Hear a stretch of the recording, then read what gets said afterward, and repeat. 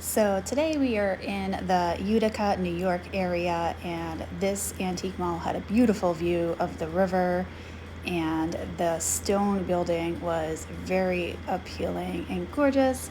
I went to a couple of different antique malls, so the footage kind of is a mix of both.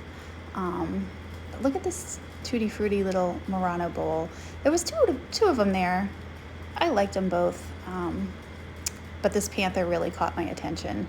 It was only $35, and I'm like, I need this panther. It said as is, but I couldn't figure out why. Maybe because it was missing its chained family. These are Homco little elephants that I liked. Just looking around this booth, and then I found all the Fenton baskets you could possibly need in your life. I don't do handles, so I left those behind. I did purchase this Murano bowl. It was gorgeous and it was on sale, so I did buy that. This Halloween case was very impressive. There was some Joanna Parker right there. Look at that little fella. He was adorable. I don't think there was anything terribly vintage in there. This bangle I think was just a couple dollars. I'm like, that's got to be Bakelite. So of course I'm doing the heat up test and snifferoo test, and of course it passed. So I did buy it, and I did later test it, and it was Bakelite. So I was excited about that. Looking through the case at some pretty jewelry. Up here was some perfume bottles. Nothing that looks signed or artist made, so I left those. But there was some nice pretty jewelry in this case as well.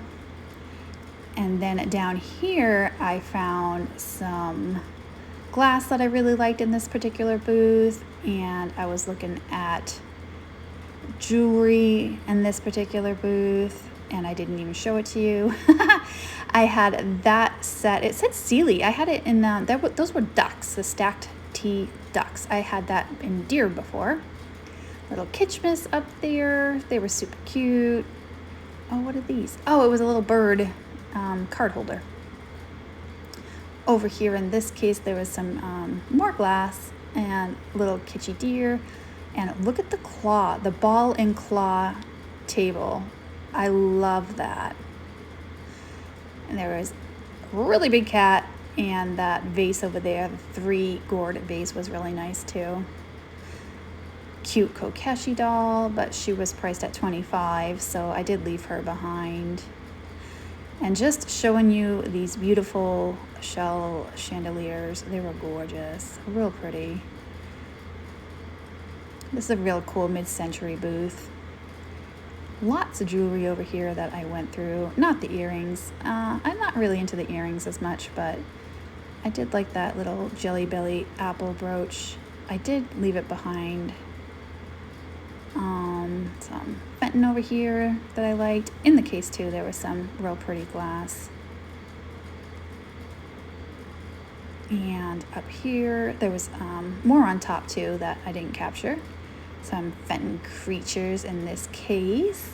They were right at retail, so I didn't pick any of them up, but they were still fun to look at. Some Fenton vases back there.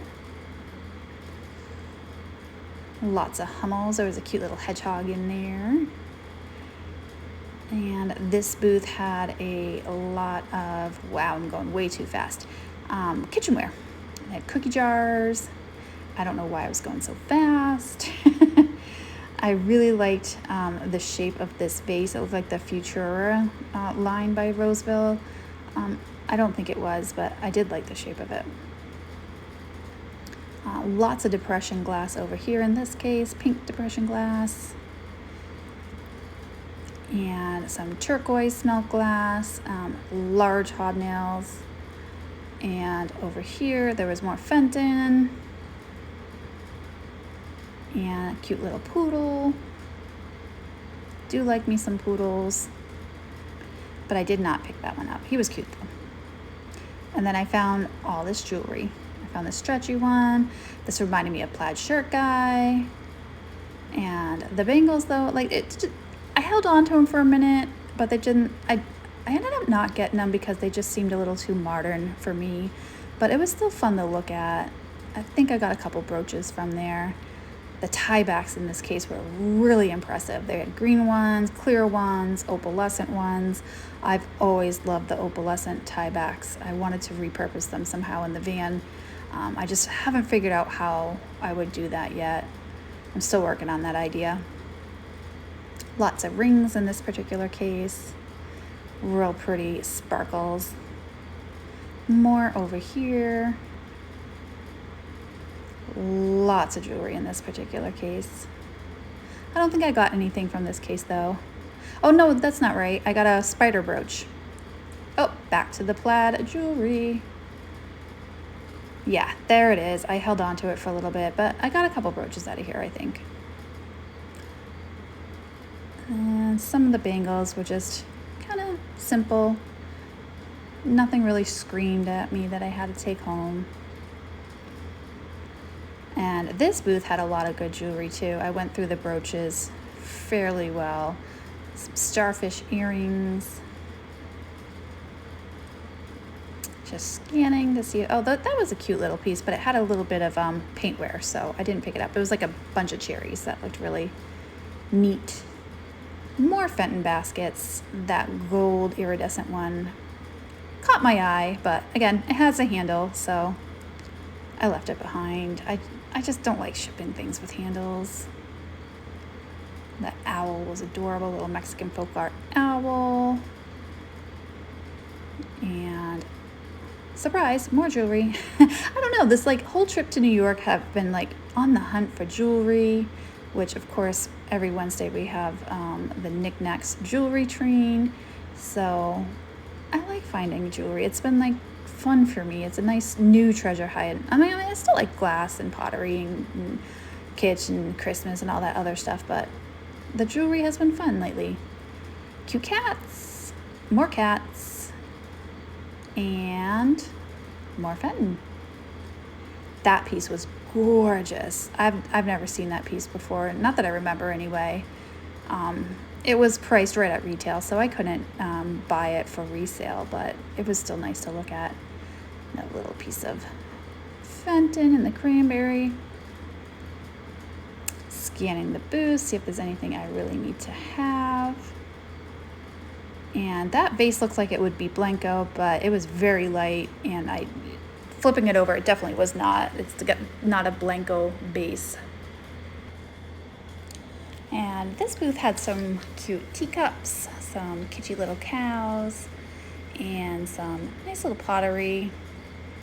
Over here, they had some primitives, some reference books, some Hull dishware, and over here they had some teapots, and some cute little kitsch items. That cat was adorable, some Pyrex. Ugh, look at all the Fenton in this case. This case was loaded with Fenton. That coin dot and that cranberry opalescent.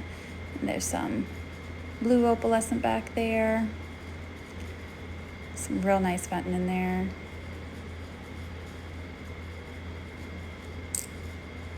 Just seeing if there's anything I can't live without. That perfume bottle caught my attention. And this case had some really nice brooches in it. I was trying to look at the prices because everything was on sale, and I think it was like 20% off, which was a great sale, but the prices were still high. So even with the sale, I got like 2 pieces from this booth. But with the sale and the prices being high, I couldn't do it for resale, but some really nice stuff there. I always love a good uranium glass display. And that was a fun little candlestick holder. Votive. Over here, oh, the Ellie Smith Moon and Star back there, and then green. Up here, there was some Empoli glass, a brandy snifter, apothecary jar. Look at all these bottles. This was really cute. It was a brownie, and I've seen the brownie books. I did not know they made soda bottles with the brownies on it, so that was something I never seen before, so that was pretty cool. And I'm back in that same booth with the Panther, just really taking in the glass that I kind of sidestepped because I was still attracted to that Panther. It's really nice on display, especially with that light coming through, and they have the beautiful view of the river. But I didn't just want to make sure I didn't miss anything. Some carnival glass up there. I think that's Imperial. The Indiana glass elephant. More Pyrex. There's some Paper 8s, some brass. Ooh, the Fenton in that case. There was a cat. There was a butterfly. There was a bear. But they were priced just